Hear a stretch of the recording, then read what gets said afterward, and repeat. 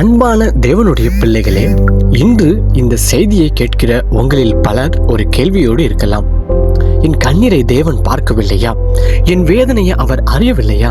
சில நேரங்கள்ல தேவன் பேசாதது போல தோன்றும், வானம் மூடப்பட்டது போல தோன்றும், ஜெபங்கள் மேலே போகிறது ஆனால் பதில் கீழே வருவதில்லை என்று தோன்றும். ஆனால் நண்பர்களே, தேவன் அமைதியாக இருக்கிறார் என்பதற்காக அவர் வேலை செய்யவில்லை என்று அர்த்தம் அல்ல. இன்று தேவன் அமைதியாக இருக்கும் நேரத்தில் அவர் என்ன செய்கிறார் என்பதை 7 உண்மைகளாக பார்க்கலாம். ஃபர்ஸ்ட் டைம் நம்ம சேனலை பார்த்தீங்கன்னா சப்ஸ்கிரைப் பண்ணிக்கோங்க. முதலாவது பாயிண்ட், தேவன் உன் விசுவாசத்தை வளர்க்கிறார். ஹல்லேலூயா. வேதாகமத்தில் ஆபிரகாமை பாருங்க, தேவன் அவருக்கு வாக்குத்தத்தம் கொடுத்தார், உனக்கு ஒரு குமாரன் பிறப்பான் என்றார். ஆனால் அடுத்த நாளே குழந்தை பிறக்கவில்லை.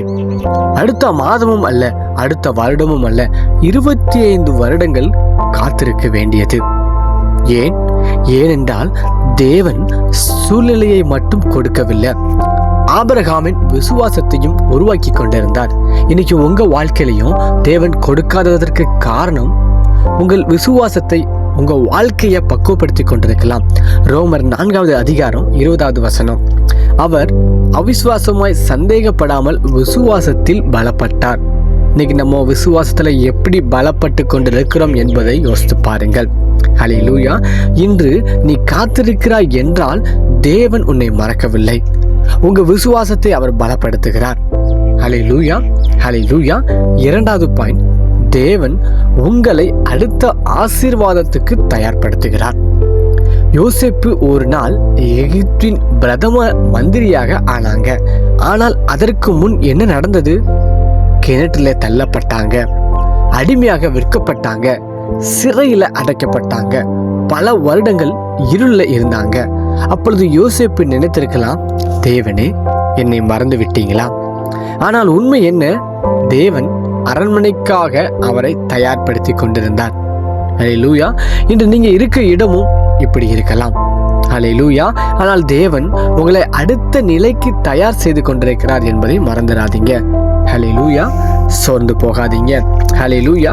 3வது பாயிண்ட், தேவன் தவறான கதவுகளை மூடுகிறார். நாம் கேட்கும் எல்லாமே நல்லது என்று அல்ல. சில நேரங்கள்ல நாம் அழுது கேட்கும் விஷயமே நம்மை அழிக்கக்கூடியதாக இருக்கலாம். ஹல்லேலூயா. அதனால தேவன் சில கதவுகளை மூடிக்கொண்டிருக்கிறார்.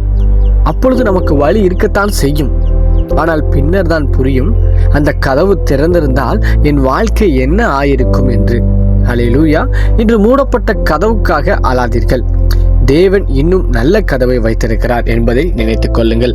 சோர்ந்து போகாதீங்க. ஹல்லேலூயா. 4வது பாயிண்ட், தேவன் சரியான நேரத்தை உருவாக்குகிறார். எப்படிங்க? சரியான நேரத்தை உருவாக்கி கொண்டிருக்கிறார். லாசரு இறந்து போயிட்டாங்க. மார்த்தாலும் மரியாலும் அங்க கதறி அழுது கொண்டிருந்தாங்க. இயேசு உடனே வரவில்லை. 4 நாட்கள் கழித்து வந்தார். அனைவரும் நினைத்தார்கள் இப்பொழுது தாமதமாகிவிட்டது. ஆனால் இயேசு சொன்னார், நானே உயிர்த்தெழுதலும் ஜீவனுமாய் இருக்கிறேன். அடுத்த நிமிடம் லாசரு உயிரோடு வெளியில வந்தாங்க. மனிதர்கள் பார்ப்பதற்கு அது தாமதமாக தெரியலாம், தேவனுக்கு அது சரியான நேரம். நீங்கள் நினைப்பது தாமதம், தேவனுடைய நேரத்தில் அது அற்புதமாக மாறலாம். அதனால சோர்ந்து போகாதீங்க. ஹல்லேலூயா. சோர்ந்து போகாதீங்க. 5வது பாயிண்ட், தேவன் உங்க குணத்தை மாற்றுகிறார். இன்னைக்கு எத்தனை பேர் குணம் மாறாம அப்படி இருக்கு? ஹல்லேலூயா. ஆசீர்வாதத்தை பெற்றுக்கொள்வதை விட அதை தாங்கக்கூடிய மனிதனாக மாறுவது ரொம்ப ரொம்ப முக்கியம். அதனால் சில நேரங்கள்ல தேவன் நம்மை காத்திருக்கிற வைக்கிறார். ஹல்லேலூயா. காத்திருக்கும் காலம் எளிதல்லைங்க. ஆனால் அந்த காலத்தில் தான் பொறுமை வருகிறது, தாழ்மை வருகிறது, ஜெப வாழ்க்கை ஆழமாகிறது, தேவனோடு நெருக்கம் ரொம்ப அதிகமாகிறது. நாம் மாறுகிறோம். ஹல்லேலூயா. நாம் மாறுகிறோம். ஹல்லேலூயா. 6வது பாயிண்ட், தேவன் மறைவாக வேலை செய்கிறார். எப்படிங்க? மறைவாக வேலை செய்து கொண்டிருக்கிறார். நீங்க தூங்கும்போது தேவன் வேலை செய்கிறார், நீங்கள் அழும்போது தேவன் வேலை செய்கிறார், நீங்க பார்க்க முடியாத இடத்தில் தேவன் சூழ்நிலைகளை மாற்றிக் கொண்டிருக்கிறார். ஹல்லேலூயா. ஹல்லேலூயா. ஒரு நாள் எஸ்தர் ராணியாக ஆனது திடீரென நடந்தது போல தெரிகிறது. ஆனால் அதற்கு பின்னால் பல வருடங்களாக தேவன் வேலை செய்து கொண்டிருந்தார். அதே போல் உங்கள் வாழ்க்கையிலும் தேவன் அமைதியாக வேலை செய்து கொண்டிருக்கிறார்.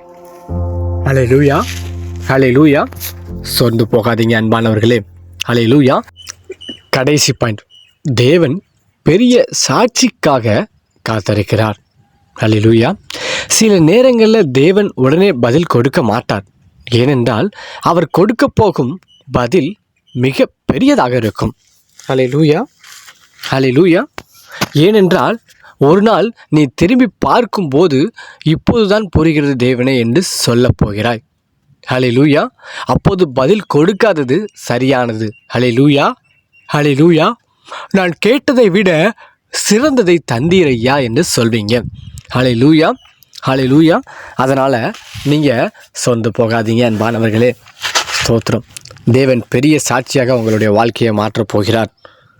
இன்று நீங்கள் காத்திருக்கிறீர்களா? பதில் வரவில்லையா? ஜெபம் கேட்கப்படவில்லையா? அப்படியானால் இந்த ஒரு உண்மையை மறந்து விடாதீர்கள். தேவன் அமைதியாக இருக்கலாம், ஆனால் அவர் இல்லாமல் போகவில்லை. தேவன் தாமதமாக இருக்கலாம், ஆனால் அவர் தவறுவதில்லை. தேவன் பேசாமல் இருக்கலாம், ஆனால் அவர் வேலை செய்து கொண்டே இருக்கிறார்.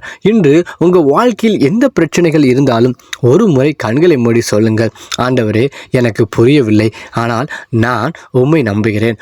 பதில் தெரியவில்லை, ஆனால் உமது நேரத்தை நம்புகிறேன். நீர் அமைதியாக இருந்தாலும் என்னை விட்டுவிடலை என்பதை விசுவாசிக்கிறேன். ஆமேன். ஹல்லேலூயா. கர்த்தர் உங்களை ஆசீர்வதிப்பார். ஃபஸ்ட்டு டைம் நம்ம சேனலை பார்த்தீங்கன்னா சப்ஸ்கிரைப் பண்ணிக்கோங்க. மீண்டும் அடுத்த வீடியோவில் சந்திக்கலாம்.